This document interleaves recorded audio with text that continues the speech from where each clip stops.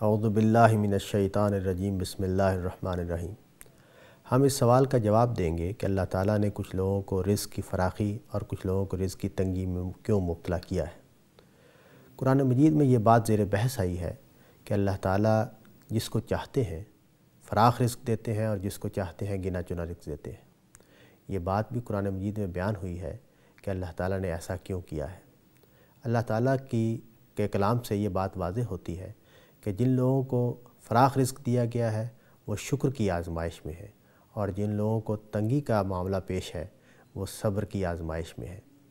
شکر کی آزمائش مراد یہ ہے کہ کیا ہم اللہ تعالیٰ کی عنایات کو قبول کر کے، اللہ تعالیٰ کی سہولت کو، اللہ تعالیٰ کے دیے ہوئے آرام کو قبول کر کے اس کے شکر گزار بندے بنتے ہیں یا نہیں بنتے۔ اور تنگی میں صبر کی آزمائش سے مراد یہ ہے کہ کیا ہمیں کوئی تکلیف اور کیا ہمیں رزق کی تنگی مایوس تو نہیں کرتی، ہم خدا سے دور تو نہیں ہوتے، ہم اس کی رضا پر راضی تو رہنے سے تو منحرف نہیں ہو رہے ہیں۔ یہ چیز ہے جس کو ہم صبر کی آزمائش کہتے ہیں۔ اللہ تعالیٰ نے ان دونوں حالتوں سے انسان کو گزارا ہے، چنانچہ جو لازمی بات ہے اور ضروری بات ہے وہ یہ کہ رزق کی فراخی، سہولت اور آرام ہمیں تکبر میں مبتلا نہ کرے۔ ہم ایسے نہ بن جائیں کہ ہمارے لیے حق قبول کرنا، حق کو اختیار کرنا مشکل ہو جائے۔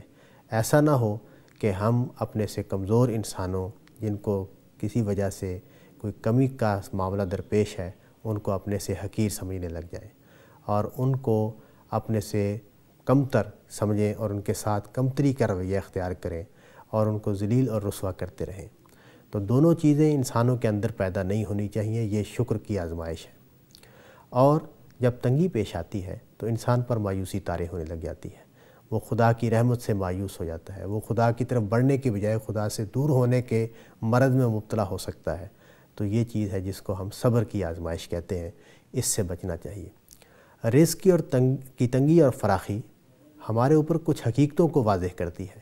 پہلی حقیقت تو ہمارے اوپر یہ واضح ہوتی ہے کہ اس کائنات کو اللہ تعالیٰ خود چلا رہے ہیں، وہ سب کو ان کا رزق دے رہے ہیں، ان کا فیصلہ ہے جو جاری اور ساری ہے۔ وہ جس کو چاہتے ہیں فراخ رزق دیتے ہیں اور جس کو چاہتے ہیں تنگی میں مبتلا کرتے ہیں۔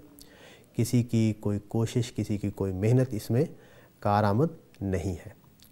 دوسری بات یہ ہے، اور جو بہت ضروری بات ہے اور بہت اہم بات ہے، وہ یہ کہ جس کو رزق فراخ دیا گیا ہے وہ یہ نہ سمجھے کہ میں دنیا میں کامیاب ہوں، میں اللہ کے ہاں بھی کامیاب ہوں، یہ میری خوشحالی، میری کامیابی کی دلیل ہے۔ اور اسی طرح جس کو رزق کی تنگی سے سابقہ پیش آیا ہے وہ اس خیال میں مبتلا نہ ہو کہ مجھے سزا دی جا رہی ہے، میں اللہ کے ناپسندیدہ لوگوں میں سے ہوں، میں ناکام ہو گیا ہوں، میں اللہ کی جناب میں کامیاب قرار نہیں پایا ہوں۔ یہ اس کے ہاں بھی یہ خیال پیدا نہیں ہونا چاہیے۔ تو یہ چیز جو ہے، یہ دونوں نتیجے نہیں نکلنے چاہیے، نہ خوشحالی کے نتیجے میں کامیابی کا خیال پیدا ہونا چاہیے اور نہ تنگ حالی کے نتیجے میں ناکامی کا خیال پیدا ہونا چاہیے۔ کامیابی اور ناکامی دنیا میں رزق سے پر منحصر نہیں ہے۔ کامیابی اور ناکامی کا اصل فیصلہ تو آخرت میں ہونے والا ہے۔ جب ہم خدا کے حضور میں حاضر ہوں گے، وہاں ہمیں معلوم ہوگا کہ کون کامیاب تھا اور کون ناکام تھا۔ کتنے ہی دولت مند ہیں جو وہاں ناکام قرار پائیں گے، اور کتنے ہی تنگ حال ہیں جو وہاں کامیاب قرار پائیں گے، اس لیے کہ ان خوشحالوں نے اللہ تعالیٰ کے شکر کے راستے کو اختیار کیا، اور ان تنگ حالوں نے ہر حال میں خدا کی مرضی کو پورا کرنے کی کوشش کی اور نیک اعمال پر قائم رہے۔ یہ لوگ کامیاب قرار پائیں گے۔ اور جو خوشحالی میں تکبر میں مبتلا ہوں گے اور تنگ حالی میں مایوسی اور کفر کے راستے پر چل پڑیں گے، انکار کے راستے پر چل پڑیں گے، وہ لوگ وہاں ناکام ہوں گے۔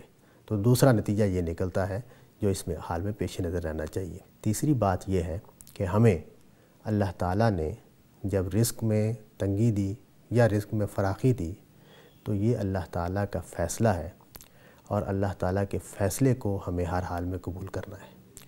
ہمیں اللہ کی رضا پر راضی رہنا ہے۔ یہ اس لیے ہے کہ یہ دنیا کا نظام چلتا رہے۔ اللہ تعالیٰ نے واضح کیا ہے کہ ہم نے رزق کو اس طریقے پر تقسیم کیا ہے کہ تم ایک دوسرے سے کام لے سکو۔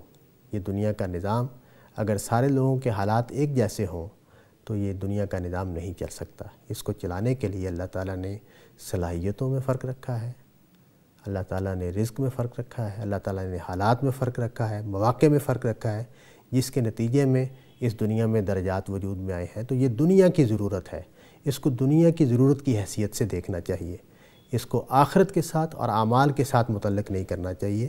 جو بھی ہمیں حالات درپیش ہوں، ہمیں ہر حال میں خدا کی مرضی، خدا کے دین اور خدا کے ساتھ تعلق کے حوالے سے ایک ہی راستے پر گامزن رہنا ہے، اور وہ ہمارے دین کا راستہ ہے۔